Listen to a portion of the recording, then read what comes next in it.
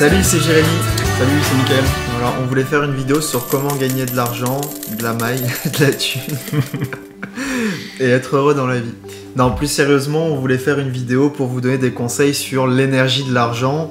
Voilà, vous donner des astuces. Vous expliquez aussi pourquoi est-ce que tout le monde n'en gagne pas, pourquoi est-ce qu'on n'y arrive pas. Généralement, c'est parce qu'il y a effectivement un mauvais positionnement sur l'énergie de l'argent déjà. C'est-à-dire que si vous estimez dès le départ que l'argent c'est négatif, que c'est une énergie qui est une énergie négative, ça ne devrait pas exister, on devrait être plus sur le troc, etc. L'argent, en fait, c'est une énergie qui est complètement neutre et c'est plutôt ce que vous allez poser dessus.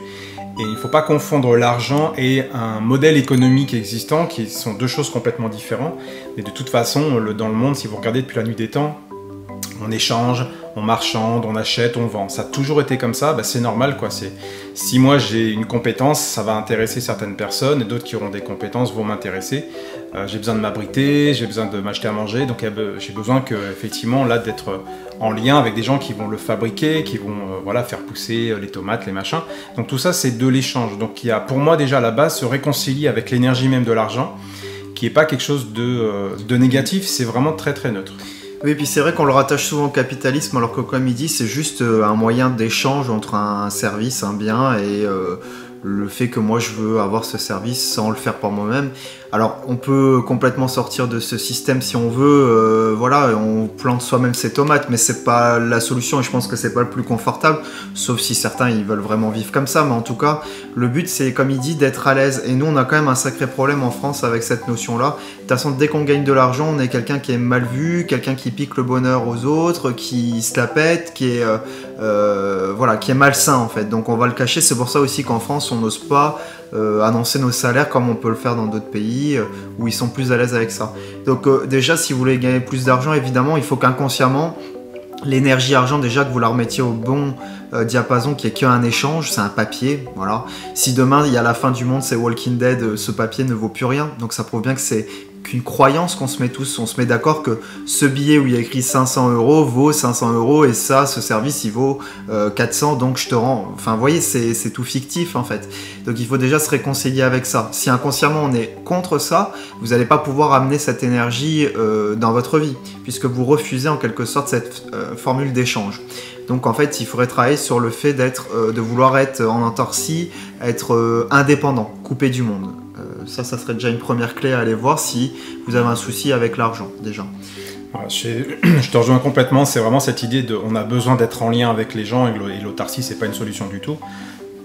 Au niveau des symptômes, moi je pense à deux symptômes en particulier de personnes qui ne gagnent pas d'argent. C'est vite, je le dépense avant qu'on vienne me le piquer. Alors ça, c'est des peurs inconscientes et j'avais envie de prendre cet axe-là. Peur inconsciente, c'est vite avant que l'argent parte. Donc là, ça fait effectivement de l'argent est complètement flambé. Et, il n'est pas déposé, il n'y a pas d'investissement, etc. Et le deuxième point, c'est je veux dépenser le moins possible et je fais vraiment des économies de bout de chandelle pour vraiment éviter que l'argent y fuit. Ouais. Et en le posant comme ça, vous empêchez l'argent de sortir, donc en fait, sans vous en rendre compte, inconsciemment, vous l'empêchez de rentrer dans l'autre sens. Et moi, ça me fait penser donc à une personne que je connais, un ami qui a créé son entreprise, mais qui peine à investir dans la publicité, qui peine à investir dans le matériel, c'est ouais, mais bon, ça me coûte tant d'argent. Mais oui, mais si tu empêches l'argent de sortir, il va pas rentrer. Le fait est que concrètement, ça se constate, ça ne rentre pas. Donc, il y a l'idée de quand même investir dans ce qu'on fait, payer sa tranquillité aussi, c'est au niveau des assurances, au niveau de tout ce qui est de l'ordre de l'obligation ou des obligations. Mais si vous ne posez pas sur quelque chose de simple avec l'idée de « ok, je vais laisser l'argent circuler de ce côté-là », vous allez forcément, de l'autre côté, il ne rentrera pas. Ça, c'est vraiment systématique, quoi. Et du coup, c'est une énergie, comme on dit, donc ça doit circuler dans les deux sens. Donc, quelque part, c'est en dépensant que vous allez pouvoir aussi ravoir aussi de l'argent. Vous voyez, il faut que ce flux soit à l'aise. Si vous le bloquez, comme il dit, en mode économe extrême, radin, quoi, vous bloquez parce qu'il y a des peurs aussi derrière. Et d'un autre côté, ça ne veut pas dire qu'il ne faut pas épargner, mais tout est une question d'équilibre. Effectivement, si derrière votre inconscient, il y met des peurs, vous allez bloquer ce flux-là. Et pareil, si vous dépensiez parce que vous avez l'impression que vous allez manquer ou bientôt on va pouvoir, les impôts vont me tomber dessus ou j'en aurai peut-être plus demain, vous avez aussi une peur, donc du coup vous bloquez aussi d'une autre façon, quoi. Ça veut dire que ça sort plus que ça rentre, donc forcément l'équilibre énergétique entre les deux flux n'est pas équilibré. Et donc pour l'équilibrer, c'est vrai qu'il faut croire dans son investissement, dans ce que je dépense, et que s'il y ait ce roulement qui soit fluide et que ça soit le plus sain possible. Donc plus vous allez dépenser quelque part, plus ça va vous revenir. Et aussi, deuxième axe que je trouve intéressant, c'est faut avoir des envies, des désirs aussi. Parce que si au fond de votre tripes, vous avez envie de rien dans la vie, donc vous appelez pas cette énergie-là donc de partage, donc d'argent. Si j'ai besoin de rien, la vie va pas vous ramener d'argent puisque vous avez rien besoin. Donc à un moment, c'est aussi de remettre en perspective, qu'est-ce que j'ai envie de voyage, j'ai envie d'acheter tel ordinateur, tel... Vous voyez, il faut ces désirs-là. Et ça, encore une fois, il faut se détacher du côté matériel où on va se dire oui, mais j'en ai pas besoin. Il y a un moment, si vous voulez aussi de l'argent et être libre avec ça, il faut dépasser le besoin et être dans l'envie, quoi. Ça veut dire, oui, effectivement, c'est complètement con d'acheter un iPhone qui va coûter 1300 balles, mais si ça me fait extrêmement plaisir, c'est ça qui compte, quoi. Donc être à l'aise avec ça, en fait.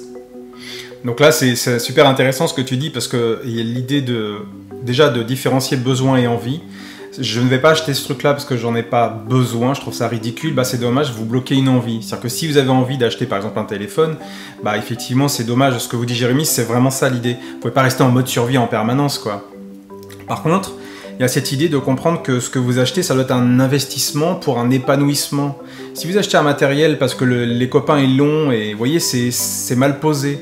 Donc c'est déjà aussi se poser des questions sur qu'est-ce qui vous inspire, qu'est-ce qui vous appelle, qu'est-ce qui fait sens à votre vie, qu'est-ce qui vous nourrit. Donc là évidemment ça nécessite... Alors on vous dit tout de suite, on n'est pas là pour vous expliquer comment gagner de l'argent, c'est pas le but de la vidéo, mais au moins de vous peut-être de vous familiariser, ou en tout cas de vous faire prêter attention à ce qui peut bloquer chez vous en fait, ce qui peut coincer, ce qui fait que j'y arrive pas, pourquoi est-ce que je gagne pas d'argent. C'est tous ces petits blocages, quoi. Donc c'est pas investir sur du matériel, c'est vraiment plutôt comme sur un projet de vie, comme sur quelque chose. Et pour moi c'est vraiment l'idée d'investir. J'investis dans quelque chose. Moi auparavant je dépensais très très mal. Je dépensais pour ma petite sécurité parce que je devais me sentir en danger, je n'en sais rien. Mais aujourd'hui, j'investis, je me fais plaisir, je le fais vraiment. Et c'est tellement fluide, tellement plus fluide que forcément vous avez une énergie, vous avez l'argent qui rentre, quoi. Et c'est beaucoup plus simple, c'est beaucoup plus posé. Donc se poser sur, j'investis sur un projet de vie, j'investis sur quelque chose que je sens que ça m'appelle.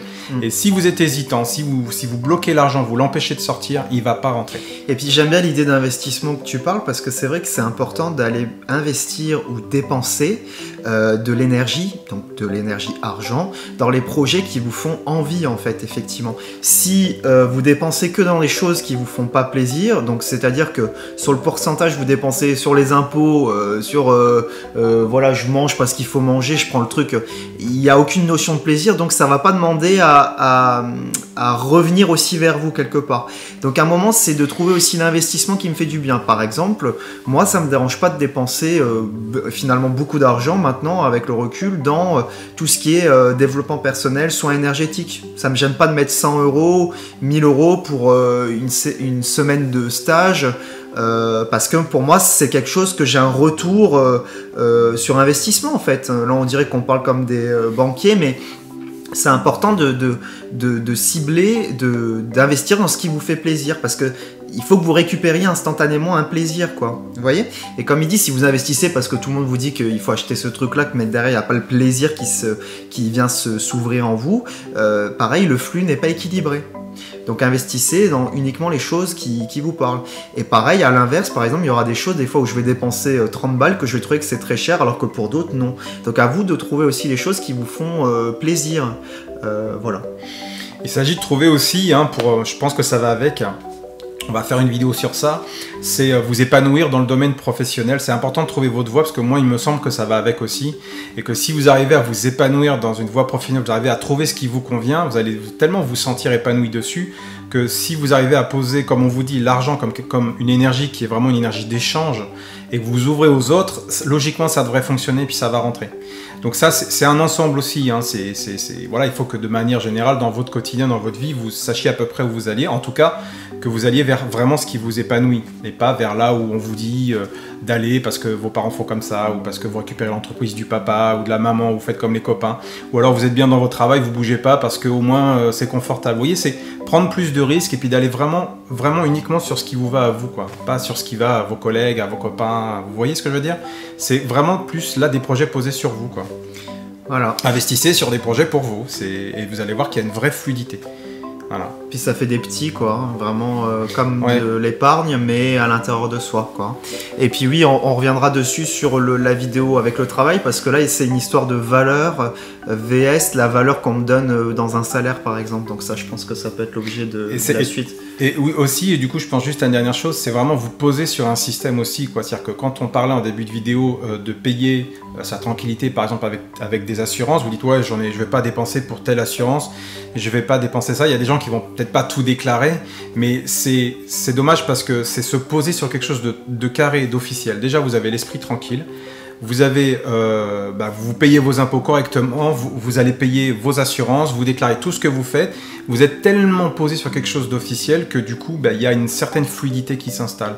Si vous commencez justement à faire des petites, je vais faire attention à pas trop dépenser, je vais faire attention à mon argent là, parce que là je vais perdre 2 euros. Si vous faites des petits calculs comme ça, l'énergie que vous mettez dedans, vous bloquez encore une fois l'argent. Posez-vous sur quelque chose d'officiel, de simple, et normalement, il devrait y avoir cette fluidité là.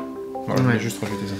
Ok, n'hésitez pas si vous avez des questions, des retours ou des suggestions de thèmes aussi de vidéos, on se fera un plaisir d'y répondre. Et on vous dit à très bientôt. N'hésitez pas si vous aimez ce type de vidéo aussi en likant la vidéo, ça nous indique un petit peu les sujets qui vous font plaisir. Et de vous abonner si vous voulez être au courant des prochaines vidéos qui arriveront sur la chaîne.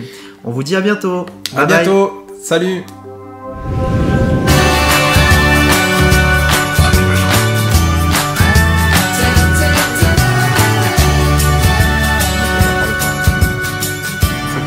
Il n'y a plus besoin de faire le clapant, je crois, parce que j'ai un peu